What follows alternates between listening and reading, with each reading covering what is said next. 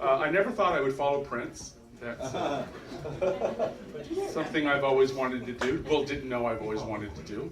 Yeah, you followed a queen. I have followed queens my whole entire life. Queen. Spelled K-W. Queen. Yas, queen. Yes. Yes, give us the homily. Okay. So our theme is guides and gurus, and in every tradition there are about 3 elements in their philosophy that kind of fit into that you can fit. 3 elements that you can fit any religion's philosophies into. Buddhism is a really good example. As we started out, let you know kind of what my theme is for today. Because there are 3 refuges in Buddhism. There is the refuge of the Dharma, the truth. There is the refuge in the Sangha, or your community, right? You need to fall in love with the truth, and you need to be in a community. Well, you also, the 3rd refuge is called the refuge of the Buddha, and that is the refuge of our guides and our teachers.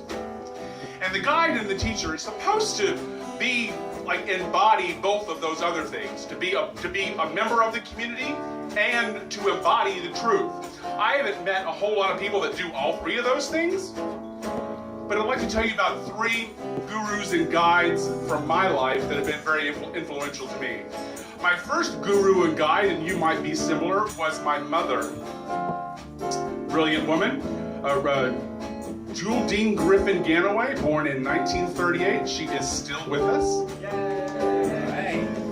And, I know, being close to Mother's Day, I wanted to make sure that we recognize where we first encountered unconditional love.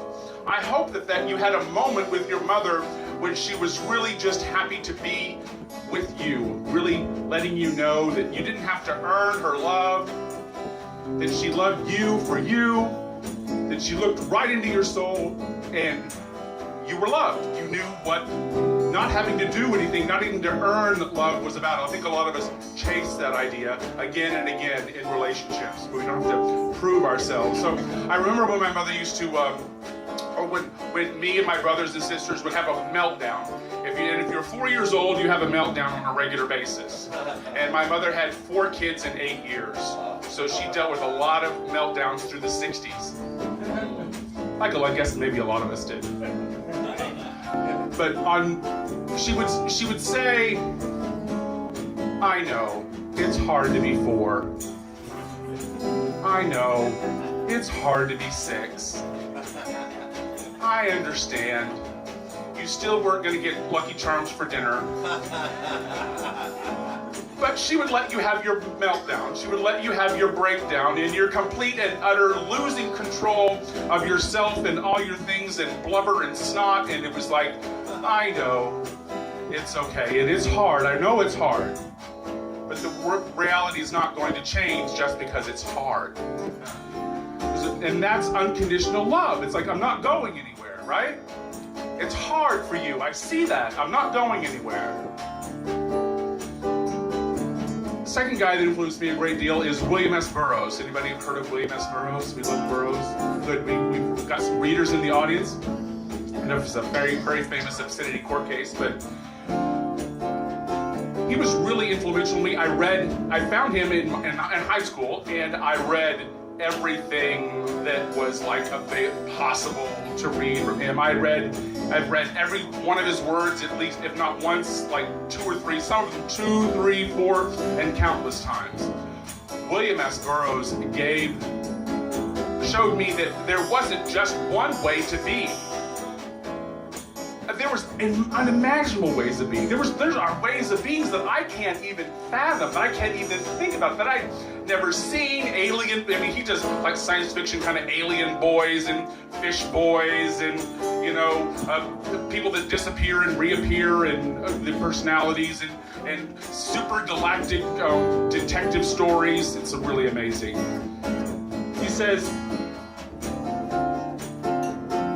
once said, got a quote here, if you haven't read it, it said, the first and most important thing an individual can do is to become an individual again, to decontrol himself and to train himself as to what is going on and win back independent ground for himself.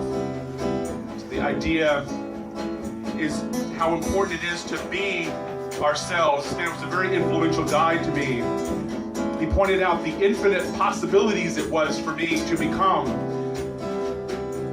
The third person I'd like to tell you about, this has been influential to me, is a man named Harry Hay. He was born in 1912 and died in 2002. He was one of the early gay rights, civil rights pioneers, and co-founded the Radical Fairies with some others in the early 60s. And we love the Radical Fairies. We love those that are opening up new ways of gender norming. He said, give yourself permission to enjoy being gay. And it could be anything, to enjoy being you, right? Give yourself permission to enjoy being you. You have to give yourself permission.